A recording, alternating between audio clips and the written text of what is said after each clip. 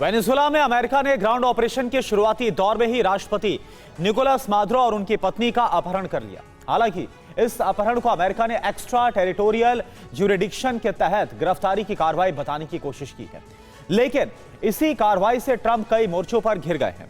घरेलू मोर्चा, अंतर्राष्ट्रीय मोर्चा और सबसे अहम है वेनेजुएला की जमीन, जहां पर अमेरिका की जीत अब भी आसान नहीं है। ऐसा क्यों?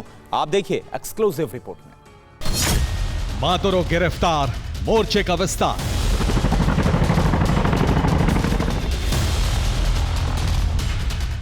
ट्रंप ने दिखाई ताकत, कामयाबी या संकट?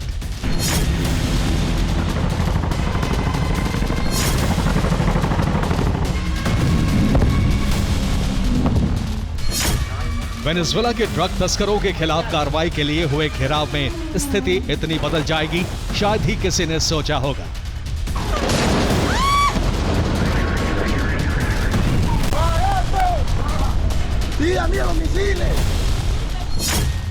अमेरिका के चिनूक हेलीकॉप्टर डेल्टा फोर्स को लेकर वेनेजुएला में दाखिल हुए। फोर्स ने मादुरो और उनकी पत्नी को पकड़कर वेनेजुएला से बाहर निकाल लिया और वेनेजुएला की सारी तैयारी को शून्य साबित कर दिया।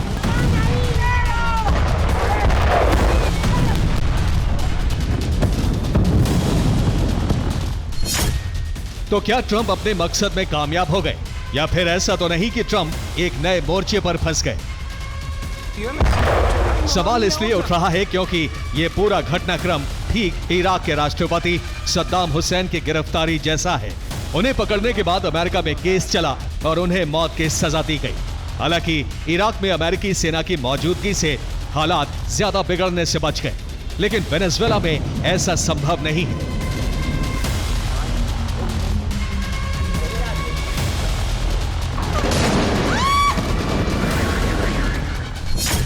क्योंकि वेनेजुएला पहले ही जंग की तैयारी कर चुका था और अमेरिका को जवाब देने के लिए अब भी तैयार है,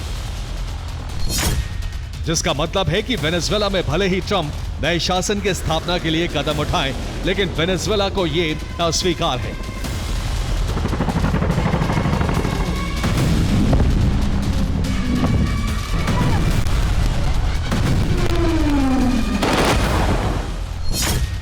यानी तय है बारूदी बदला जंग, यूएस बनाम वेनेजुएला। लेकिन सवाल यह भी है कि वेनेजुएला जंग कैसे लड़ेगा, यह बदला पूरा कैसे होगा? इस सवाल का जवाब जानने से पहले अमेरिका ने जो गलती की है उसे जान लीजिए। अमेरिका की कार्रवाई सिर्फ ड्रग सप्लाई के केंद्र के प्रमुख पर नहीं हुई है, ना ही मादुरो को पकड़ना सत्ता परिवर्तन की दिशा में पहला कदम है, बल्कि वेनेजुएला से मादुरो राज के अंत का मकसद है ऑयल गैस के स्रोत पर नियंत्रण, जो अब भी अमेरिका के लिए आसान नहीं होगा, क्योंकि अमेरिका की वेनेजुएला के खिलाफ सबसे बड़ी कार्रवाई का मतलब है कि यूएस फोर्स एक ऐसे दलदल में कदम रख चुकी है जहां से वापसी आसान नहीं होगी।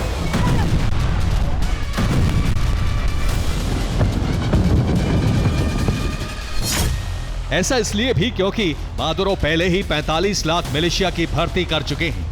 ये वो लड़ाके हैं जिनके हाथों में हथियार थमाए जा चुके हैं, और ये ऐसे लड़ाके भी हैं जो नागरिकों के बीच में हैं, लेकिन उनकी जानकारी किसी को नहीं है।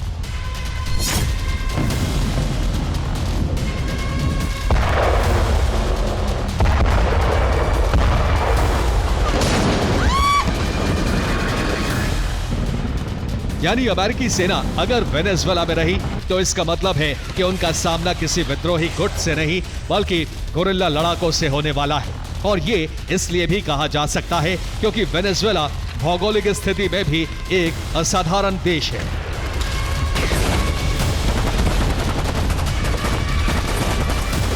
दरअसल वेनेजुएला पर बाहर की दिशा से हमले करना आसान है, लेकिन अंदर दाखिल होकर युद्ध लड़ना इसलिए मुश्किल है क्योंकि इसके उत्तर में कैरेबियन सागर है, जो कि हमलावर को बचकर भागने नहीं देता।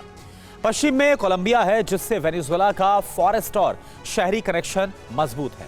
इसे एक तरह से दुश्मनों के लिए भूल भुलैया वाला व्यूह कहा जा सकता है। ठीक ऐसे ही दक्षिण में अमेज़न का घना जंगल है, जहां पर हमले के बाद घुसना तो आसान है, लेकिन वहां से सुरक्षित ठिकाने तक पहुंचना करीब करीब नामुमकिन। और पूर्वी क्षेत्र है गयाना और अटलांटिक तट। अमेरिका के लिए वेनेजुएला का यह पड़ोसी क्षेत्र और भी बड़ा संकट है। अब वेनेजुएला अपने आप में खुद कैसे व्यू है, इसे भी आप समझ लीजिए। वेनेजुएला चारों तरफ से घने जंगलों से घिरा है, जो अमेरिकी सेना के लिए मुफीद नहीं है। इसके अलावा शहर के अंदर घनी झुग्गियां हैं, यहां पर भी अमेरिकी सेना सुरक्षित नहीं रहेगी।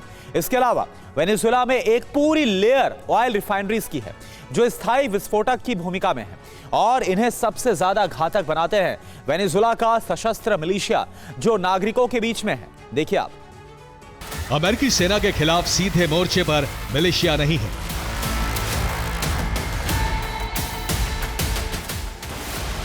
लेकिन ये मिलिशिया गुरिल्ला युद्ध में माहिर है।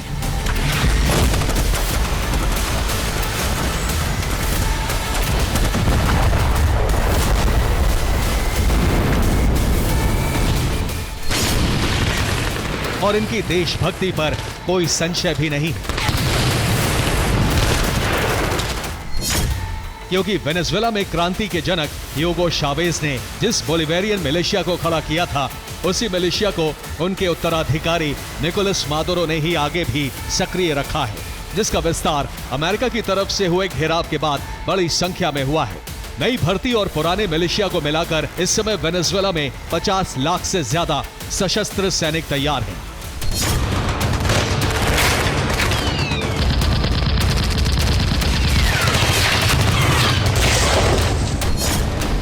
जिसका सीधा मतलब है कि ये जंग अब वियतनाम जैसी स्थिति में पहुंच सकती है, जहां अमेरिकी सेना उलझ सकती है, क्योंकि असली वेनेजुएला की असली सत्ता बोलिवेरियन मिलिशिया में है।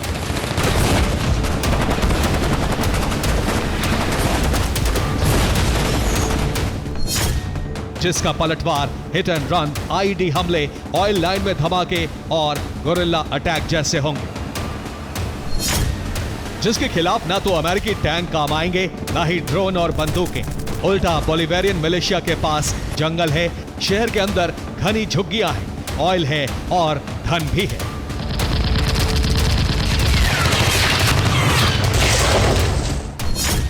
इसलिए अमेरिकी सेना पर हमले वियतनाम जैसे जंगल में होंगे, घनी झुग्गियों वाले शहरों के अंदर यूएस सैनिक टारगेट बनेंगे, जिसका सीधा मतलब है कि खतरा अब अमेरिकी सैनिकों पर है। और रणनीतिक मोर्चे पर ट्रंप भी घरेलू और अंतर्राष्ट्रीय मोर्चे पर घिर सकते हैं। घरेलू मोर्चे पर इसलिए क्योंकि वेनेजुएला पर हमले के लिए अमेरिकन कांग्रेस से कोई औपचारिक अनुमति नहीं मिली थी।